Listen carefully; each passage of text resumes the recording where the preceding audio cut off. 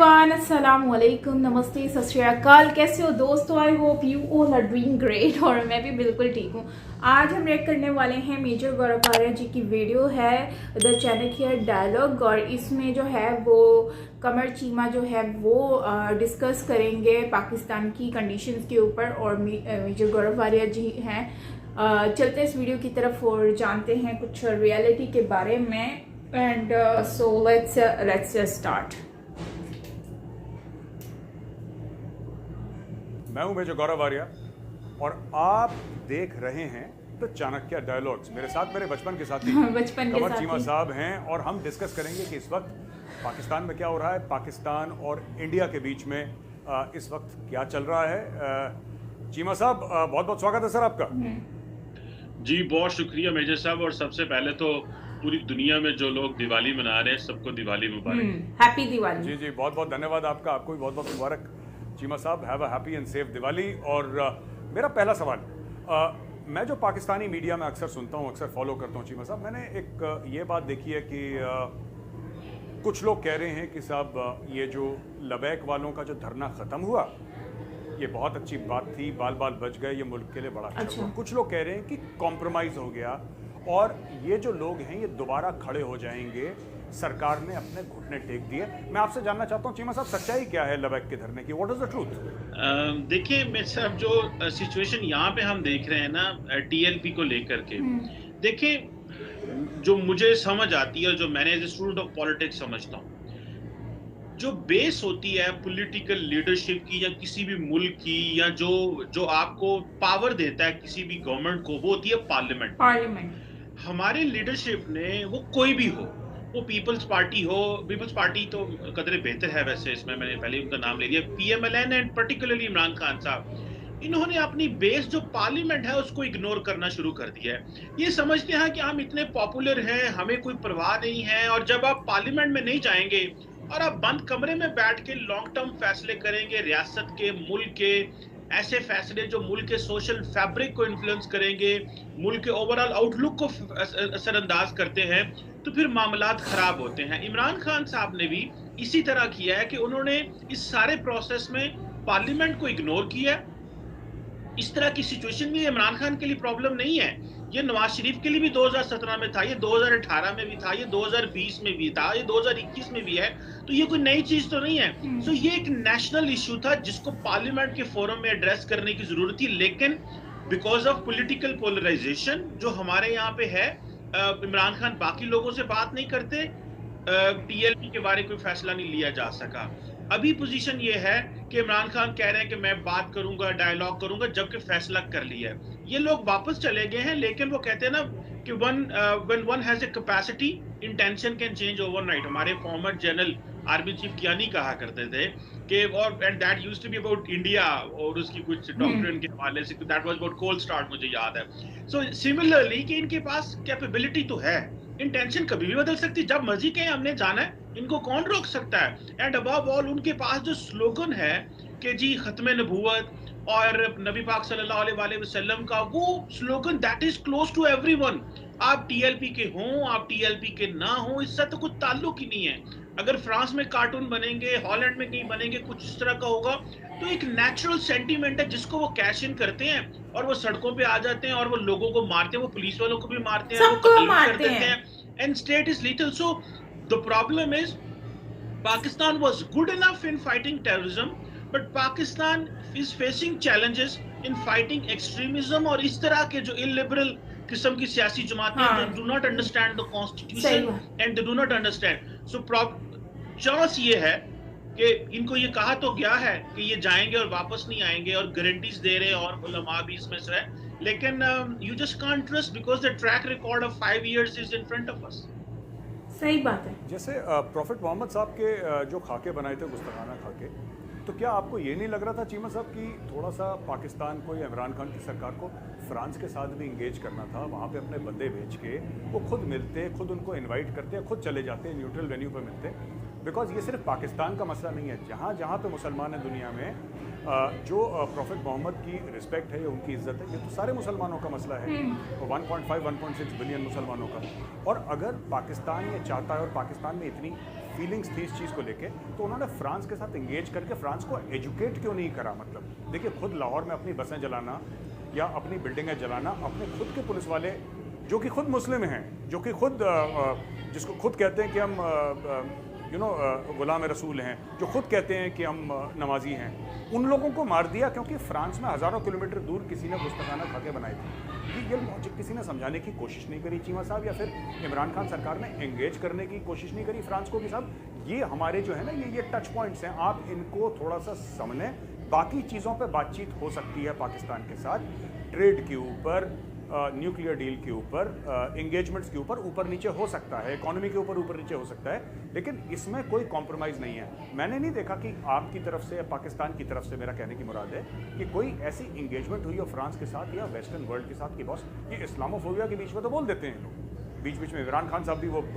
निकाल देते हैं, एक दो छोड़ देते हैं, लेकिन ये कंस्ट्रक्टिवली फ्रांस के साथ एंगेजमेंट क्यों नहीं हुई चीमा साहब? देखिए ना, इन्होंने क्या किया कि इमरान खान साहब बस वो अभी थोड़े दिन पहले भी यही कह रहे थे कि मुझे सारे लोग कहते हैं कि तुमने पहले ज़िंदगी के मज़े ले लिए और ज़िंदगी के आखिर में आके हमें इस्लाम बेच रहे हो। कह रहे हैं कि मुझे मेरे रिलीजियस अफेयर्स का मिनिस्टर कह रहा था, ये भी थोड़े दिन पहले एक रहमतुल्लाह आलमीन कॉन्फ्रेंस में वो खुद कह रहे थे। प्रॉब्लम ये है मेजर साहब कि इमरान खान साहब जो है वो खुद सेल्फ जो है वो हिमसेल्फ जो है वो मजहब कार्ड को बहुत ज्यादा यूज कर रहे हैं मजहब को लेकर, और उनकी हर तकरीर में मजहब का सहारा लेते हैं वो। अभी शेख रशीद का भी आया था, ऑपोजिशन में थे तो हमें वेस्टर्न डेमोक्रेसी की बातें सुनाते थे, जैसे हुकूमत में आए तो उन्होंने हमें ये मजहब की बातें सुनाना शुरू करी। बीजिंग जाते हैं तो चाइनीज मॉडल की बात करते हैं। The problem lies कि what is a Pakistani model? This is what we want to hear from him. And above all, ये जो आपने फ्रांस की बात की है, इमरान खान साहब के टेन्योर में जो मेरी अंडरस्टैंडिंग में जो एक मेजर ब्लो हुआ पाकिस्तान को, वो ये है कि पाकिस्तान ने अपने आप को डिस्कनेक्ट कर लिया दुनिया के साथ। देखिए, हमने यूरोपियन यूनियन, नेटो, आईएसएफ और अमेरिका के साथ अफगानिस्तान में पिछले 18 साल मिलकर काम किया। हम उनके पार्टनर थे, नॉन नेटो अलाय थे। हमने क्या किया, this was the time to reap the benefits. ये अब दुनिया के साथ इंगेज होने का वक्त था। अभी भी सब अमेरिका, दुनिया के जितने लोग यहाँ से निकले हैं वो सब हमें फोन करके थैंक यू कह रहे हैं कि आप लोगों ने हमें एग्जिट में अफगानिस्तान में मदद की। हमने क्या कर लिया, हमने उन्हीं के साथ जंग छेड़ ली। हम इस्लामोफोबिया में लड़ाई लड़ रहे हैं। अब अच्छा, मजे की बात यह है कि इमरान खान साहब सऊदी अरब जाते हैं, वो दुनिया में कहीं और जाते हैं, वो जहां जाते हैं इस्लामोफोबिया की बात करते हैं। ओआईसी में एक डे रख दिया इस्लामोफोबिया का, उससे मगरब मजीद अनॉय हुआ है, फ्रांस अनॉयड है। पाकिस्तान के सदर कोई बात कर देते हैं, सभी परेशान हैं। फ्रांस में ये क्यों कानून बना है, उन्होंने हमारे चार्ज डे फेयर को बुला के पूछा, जी आपने ये क्यों कहा। सो पॉइंट ये है कि हमें जो चीज डायलॉग करना चाहिए था वो हम अपनी आवाम को फीड कर रहे हैं चीजें, वो मजहबी चीजें फीड करके उसका नुकसान ये हो रहा है कि वो आवाम के अंदर एक पैसिव रेडिकलाइजेशन होती है, जो वो लोग हो ही जा रहे हैं, उनको अंडरस्टैंडिंग नहीं है कि हमें दुनिया के साथ डायलॉग करना। भाई दुनिया के साथ कैसे पैदल जाना पड़ेगा, you will have to go to London, और दुनिया आपकी बात सुनेगी, लेकिन पहले आप थोड़ा फाइनेंशियली इंगेज हो, डिप्लोमेटिकली इंगेज हो। लेकिन सिर्फ मजहब कार्ड बेचोगे, मजहब की बातें सुनाओगे, वो तो सऊदी अरब वाले भी नहीं सुनते, वो तो मिडिल ईस्ट वाले भी सुनने को तैयार नहीं है। जब फ्रांस पे हमले होते हैं वो तो बड़ी बड़ी अखबारें छापते हैं फ्रांस के हक में। हमने अपने इमरान खान साहब ने डिस्कनेक्ट कर लिया, और उनका कोई यूरोप का विजिट नहीं है पिछले 3 सालों में। आप उठा के देख लें, he didn't visit यूरोप। मेरे ख्याल एक दफा वो कहीं स्विट्जरलैंड गए थे। सो ओवरऑल उनकी जो अप्रोच है वो बड़ी डिफरेंट है और बड़ी समझ से बाहर है। नहीं तो चीमा साहब, एक मुझे ऐसा क्यों लगता है, and please correct me if I am wrong Cheema साहब, मुझे ऐसा क्यों लगता है कि जब इमरान खान बात कर रहे होते हैं, चाहे वो बीबीसी से बात करें, चाहे वो CNN से बात करें, किसी भी ग्लोबल प्लेटफॉर्म पे बात करें, कुछ भी करें, मुझे ऐसा क्यों लगता है कि he is addressing the Tehreek Insaf worker. वो कहीं से बात करें, वो यूनाइटेड नेशंस के प्लेटफॉर्म पे बात करें, मुझे एज अ न्यूट्रल ऑब्जर्वर या एज एन इंडियन मुझे फीलिंग नहीं आती कि वो दुनिया को एड्रेस कर रहे हैं। मुझे ऐसा लगता है कि वो जो उनकी जो कोर कॉन्स्टिट्यूंसी है, जो पीटीआई के कारकुन हैं, वो उनको एड्रेस कर रहे हैं, उनको सुनाने की कोशिश कर रहे हैं, क्योंकि उनका अंडरलाइंग जो डोमेस्टिक, जैसे फॉर एग्जांपल क्लाइमेट चेंज या कोई भी ऐसी चीज होती है जिसपे इमरान खान के वो एंड में घूम फिर के वो चीज आ जाती है उसमें जिससे कि लोकल कॉन्स्टिट्यूंसी को, और वो भी जरूरत है for a politician, everybody does it sir, मतलब कोई दुनिया में ऐसा कोई लीडर नहीं है, क्योंकि लीडर्स को एंड में चुनाव जीतना है, इलेक्शन तो जीतना ही है लीडर्स को, हारा हुआ थोड़ा ना बन जाएगा प्राइम मिनिस्टर। लेकिन ऐसा क्यों लगता है, क्या मेरा ये लगना ठीक है कि मेरा एनालिसिस गलत है? देखिए, वो सारी बात है उनकी कॉन्स्टिट्यूएंसी, और उन्होंने यूथ पे बड़ा खेले हैं वो। उन्होंने पिछले 15, 20, 25 साल यूथ के ऊपर पॉलिटिक्स की है कि जी मैं आपको मुस्तकबिल दूंगा। वो नेशनलिज्म की बात करते हैं, वो रिलीजन की बात करते हैं, यूथ की बात करते हैं, क्रिकेट की करते हैं, और अभी उन्होंने ये बिलियन ट्री सुनामी, ये जो दरख्त वगैरह एक पहले $1 बिलियन लगाया और अभी 10 बिलियन लगा रहे हैं। वो इन चीजों की वो 4-5 उन्होंने देश बनाए हुए हैं, इसी के ऊपर वो रहते हैं, और इसी के ऊपर। और दूसरा अकाउंटेबिलिटी उनकी थी। अकाउंटेबिलिटी तो उनकी चली नहीं है, क्योंकि वो आए थे तो हमसे बता के कि मैं करूंगा अकाउंटेबिलिटी करूंगा नवाज शरीफ की, इनको जेलों में डालूंगा वो, लेकिन वो इनके हाथ से ही निकल गए। वो इन्होंने खुद फैसला किया कि नवाज शरीफ को लंदन चले जाना चाहिए। सो द पॉइंट इज कि ये जो उनकी बेस है वो यही 5-6 चीजें हैं, इन्हीं के ऊपर यूथ सबसे इंपॉर्टेंट, देन फिर वो मजहब का सहारा लेते हैं, और इसको मिक्स करके एक ब्लेंड करके वो लोगों के सामने लेके आते हैं। और देन ये जो चीजें हैं ये इमरान खान को, बिकॉज हमने थोड़ा सा इमरान खान को डिफरेंट देखा था। हमने कहा यार देखो बंदा आया, he is progressive, he understands west, he will be connecting us with the west, Oxford से पढ़ा हुआ है। एक तरफ उनकी जब स्टेज लगा होता था तो पीछे लिखा होता था या कनाबदो व या कनस्ताइन, ने कुरान की आयत लिखी है, और वो बोलते भी ऐसे थे। बीच में डांस शुरू हो गया, बीच में गाने लग गए, तो it was a sort of कि यार ठीक है, जो वेस्ट एंड ईस्ट को मिलाएगा, जिसकी थोड़ी कनेक्टिविटी देगा। लेकिन हुआ यूं कि जैसे ही वो आए, इसमें पावर में आए, और उनके गवर्नेंस चैलेंजेस हुए, फाइनेंशियल चैलेंजेस हुए, तो ही ओनली बैंक्ड ऑन रिलीजन। फिर वो मजहब पे आ गए और मजहबी इकदार और वैल्यूज और इन चीजों को डिस्कस करना शुरू कर दिया। People are not interested, people जानना चाहते हैं कि भाई आज मुझे चीनी किस तरह मिलेगी, घी किस तरह मिलेगा। लोगों के छोटे मसले हैं, वो अपनी उस बेस से बाहर नहीं निकल रहे और लोगों को मजीद उसमें लेके जा रहे हैं। He is very much confident, उनके अंदर कॉन्फिडेंस बहुत है। दुनिया क्या सोच रही है, it doesn't matter, what he wants to sell, he is selling that. नहीं तो चीमा साहब, कुछ जो उनका कोर कॉन्स्टिट्यूंसी है, कहीं ना कहीं डिसइल्यूजनमेंट, कहीं ना कहीं सवाल जवाब, क्योंकि जो पीटीआई का, जो खान साहब का जो कोर वोटर है, खान साहब का बहुत एक लेट्स से जज्बाती 25 साल का नौजवान है, लड़का हो लड़की हो कोई भी हो, जो लेट्स से लाहौर में रहता है, खान साहब का बड़ा जबरदस्त सपोर्टर है। उसने भी तो किराने की दुकान से जाके घी तेल खरीदना ही है सर, उसने भी तो मार्केट रेट देना है, उसको स्पेशल प्राइस तो मिल नहीं रहा। तो कहीं ना कहीं आपको ऐसी सेंसिंग है कि कुछ डिसइल्यूजनमेंट है, जैसे कि फॉर एग्जांपल फॉरेन पॉलिसी है। आपने खुद बोला है कि भाई 3 साल से वो यूरोप नहीं गए, छोड़ के एक आधा बार अगर स्विट्जरलैंड गए हो तो। यूरोप से आपका जीएसपी प्लस वाला मामला है, जिसके ऊपर ऑलरेडी यूरोपियन यूनियन कमेंट कर चुका है, that is hanging in the balance.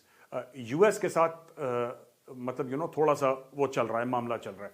मैं नजम सेठी साहब का कमेंट्री सुन रहा था, वो चिड़िया बोलती है ना नजम सेठी साहब की, बड़े इंटरेस्टिंग तरीके से बोलते हैं कि चिड़िया ने, मेरी चिड़िया खास खबर लेकर आई है। नजम सेठी साहब का भी यही एनालिसिस था कि जो आपको $4.2 बिलियन का जो असिस्टेंस मिला है, लोन मिला है, जो भी कह लें उसको, 3 बिलियन एक तरफ और 1.2 बिलियन एक तरफ अलग से, वो ऑयल का जो है डेफर्ड पेमेंट्स वाला मामला, वो भी ये कह रहे हैं कि that is because of the very good relations that Pakistani army has with Saudi Arabia. उसमें ये नजम सेठी साहब का एनालिसिस मैंने खुद सुना है। तो मैं ये जानना चाहता हूं कि ऐसा क्यों उनको वो इग्नोर विलफुली क्यों कर रहे हैं? क्योंकि पहले एक आध बार कोई बंदा करे मुझे समझ में आता है, लगातार अब तो more than 50% of his term has been completed sir. 3.25 साल तो होगा खान साहब को, अब ज्यादा वक्त तो नहीं बचा है उनका, ऑलमोस्ट एंड होने वाला है। जानबूझ के क्या ये चाइना का कोई प्रेशर है? आप मुझे बताएं, क्योंकि मैं इसके पीछे जो वजूहात है वो जानना चाहता हूं। कर रहे हैं वो आपको पता है, मुझे पता है, दुनिया को पता है, क्यों कर रहे हैं मैं आपसे जानना चाहता हूं। क्यों कर रहे हैं मतलब क्या? इसकी ये वेस्ट को जानबूझ के इग्नोर क्यों कर रहे हैं जी मतलब? हाँ बिल्कुल। देखिए इसमें 2-3 चीजें, वो जो 25 साल वाला वोटर था ना, मेरे साहब वो 28.5 का हो गया। अब वो थोड़ा जवान हो गया, उसको नौकरी चाहिए, उसको ही वांट्स सम वर्क, उसको मतलब इज नो मोर, वो लॉलीपॉप पे गुजारा नहीं कर सकता ना, उसको बहुत लॉलीपॉप, उसको काम चाहिए। अब जो ये जो 4 पॉइंट देखिए, पहले हमारी रिलायंस होती थी मगरब पे, वेस्ट पे और मिडिल ईस्ट पे। मिडिल ईस्ट पे आज भी उतनी रिलायंस है, and thanks to the military, वो हमारा एक इतना अच्छा रिलेशनशिप मिलिट्री ने एस्टैब्लिश किया हुआ है, because military is the guarantor here for this environment, for बेशक वो डेमोक्रेसी, वो सब चीजों की। और वो मिडिल ईस्ट वाले भी बड़े स्मार्ट हैं, उनको पता है कि पाकिस्तान के अंदर जो परमानेंट पावर है वो पार्लियामेंट के अंदर जरूर मौजूद है, लेकिन क्योंकि because of the historical reasons हमारे जो अनइलेक्टेड ऑफिसेज हैं they enjoy that power and वो डील करते हैं। और इमरान खान साहब को जो बेसिक पहले फंडिंग चाहिए थी, पैसा चाहिए था, वो तो हमारे जनरल बाजवा साहब ने हेल्प आउट किया था उनको इन फाइनेंशियल लेने में। सो अभी भी वो रिलेशंस मेंट करने में भी उनका काम है। अब प्रॉब्लम ये है कि वो यूरोप की तरफ क्यों नहीं जा रहे। इमरान खान को मैंने शुरू में सोचते हुए सुना था जब वो आए थे पावर में, उन्होंने कहा जब मेरे पास कुछ होगा तो मैं दुनिया के साथ इंगेज करूंगा ना, मेरे पास कुछ है ही नहीं है, मैं कैसे जाके उनके साथ इंगेज करूं, मैं कैसे काम करूं। मतलब तो उन्होंने अपने आप को बेसिकली डिस्कनेक्ट कर लिया हुआ है, बिल्कुल अपनी उन ग्राउंड्स के ऊपर डिस्कनेक्ट कर लिया हुआ है अपने आप को दुनिया के साथ, फॉर नो रीजन, किसी रीजन के बगैर उन्होंने डिस्कनेक्ट कर लिया हुआ, जो कि उनको नहीं करना चाहिए था। इम्पैक्ट पड़ रहा है नेगेटिव पाकिस्तान के ऊपर। अभी आप देखें कि मिडिल ईस्ट से ताल्लुकात ठीक हुए, फिर खराब हुए, उन्होंने पैसे वापस मांग लिए, उन्होंने कहा जी हम 3 अरब देंगे, फिर 2 अरब देके वापस मांग लिए, फिर उन्होंने मलेशिया ना जाने दिया, फिर वो और अभी अरब्स को ये पता है कि भाई जिस तरह अमेरिकन बड़ा टफ टाइम दे रहे हैं और कतर अपनी एक इंडिपेंडेंट फॉरेन पॉलिसी रख रहा है, यूएई अपनी कर रहा है, तो हमें पाकिस्तान के साथ मजीद इंगेजमेंट करनी चाहिए। और पाकिस्तान का प्रॉब्लम यह है कि हमें फाइनेंशियल फ्लो चाहिए, हमें IMF कह रहा था, तो हमें वो पैसा मिल गया, we got. So problem Imran Khan साहब का ये है कि वो समझते हैं कि शायद मेरे पास जब कुछ होगा, मेरी इकोनॉमी बेहतर होगी, तो मुझे फिर बाहर जाना चाहिए। लेकिन उनको ये नहीं पता कि हमें फॉरेन रेमिटेंस आ रही है, हम पहले ही बड़े ट्रेडिंग पार्टनर हैं, हम उनको प्रमोट करना चाहिए था, वो घर से निकलते नहीं है। अभी ग्लासगो कॉन्फ्रेंस हुई है, वो नहीं गए। सो उनके एक इनवर्ड अप्रोच है, लुकिंग इनवर्ड, ये सबसे ज्यादा खतरनाक लग रही है। और ये शायद this is embedded in him, और जो कि बड़ी अजीब, वो सेंट्रल एशिया बहुत जाते हैं, ये नहीं, उनको ये नहीं पता मैंने कहीं नहीं, वो सेंट्रल एशिया बहुत जाते हैं, लेकिन वो कहीं और दुनिया के किसी खित्ते में नहीं जाते। ये ज्यादातर गए भी हैं तो मुस्लिम ममालिक के ट्रिप ही करते हैं। जी एक चीमा साहब, मैं आपसे बात ओके, सो मुस्लिम कंट्रीज में अगर उनका ट्रिप होता है तो जाते हैं, अदरवाइज दूसरी कंट्रीज में वो नहीं जाते।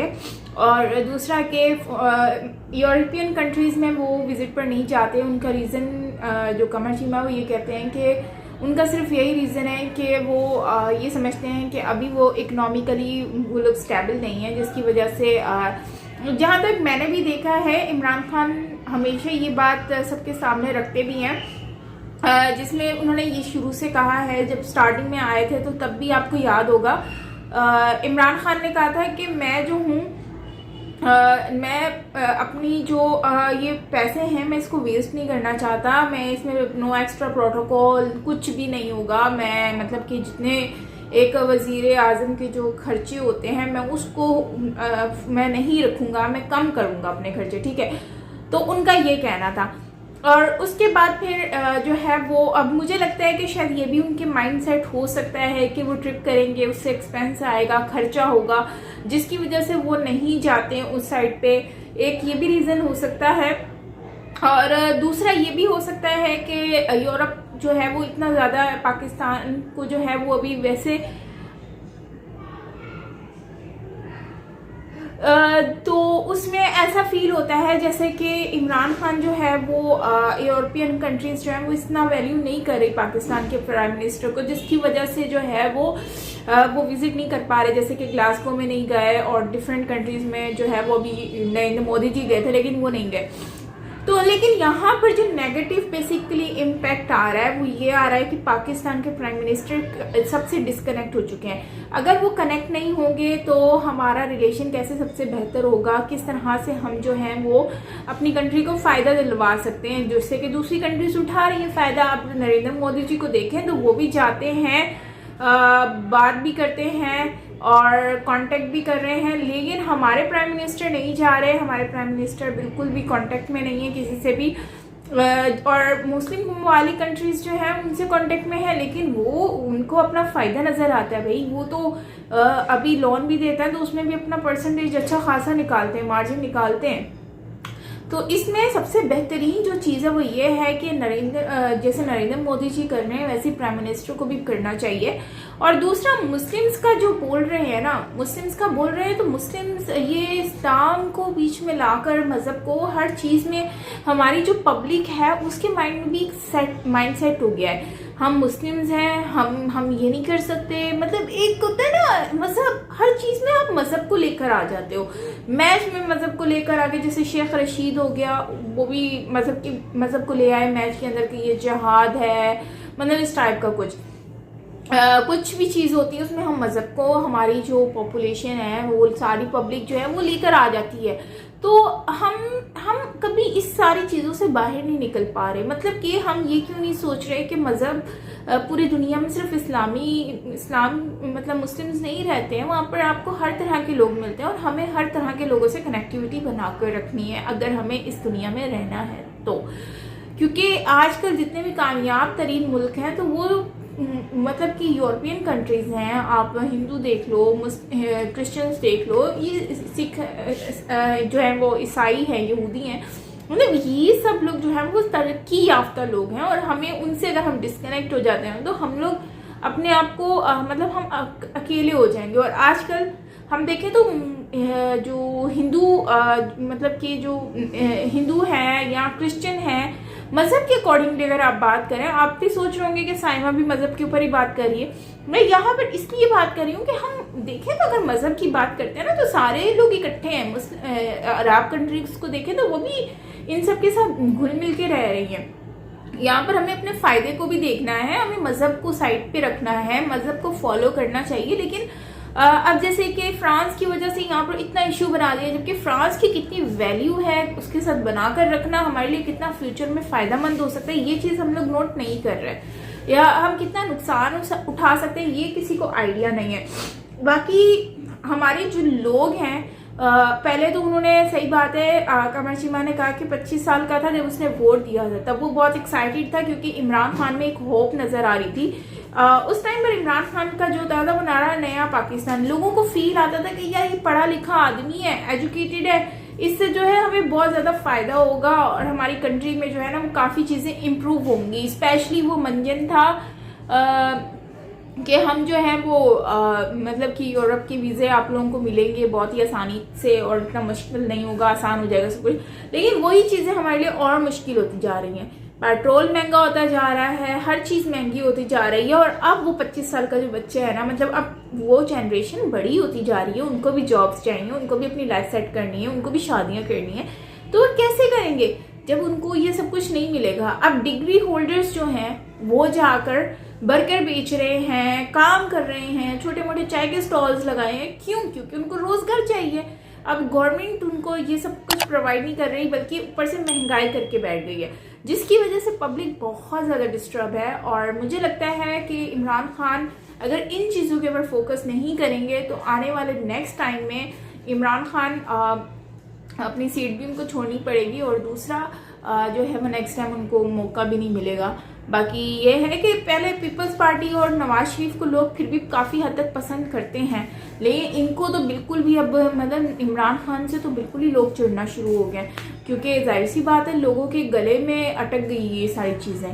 सो फ्रेंड्स, आपका क्या कहना है कमेंट सेक्शन में बताना। बाकी मेरा न्यू व्लॉग आ गया है on Saima please the vlog channel पर, दिवाली स्पेशल, एंड काफ़ी फन है, इंजॉयमेंट है, सो आपको अच्छा लगेगा। सो ज़रूर वॉच कीजिएगा। बाकी मिलते हैं नेक्स्ट वीडियो के साथ। Till then take care, bye bye.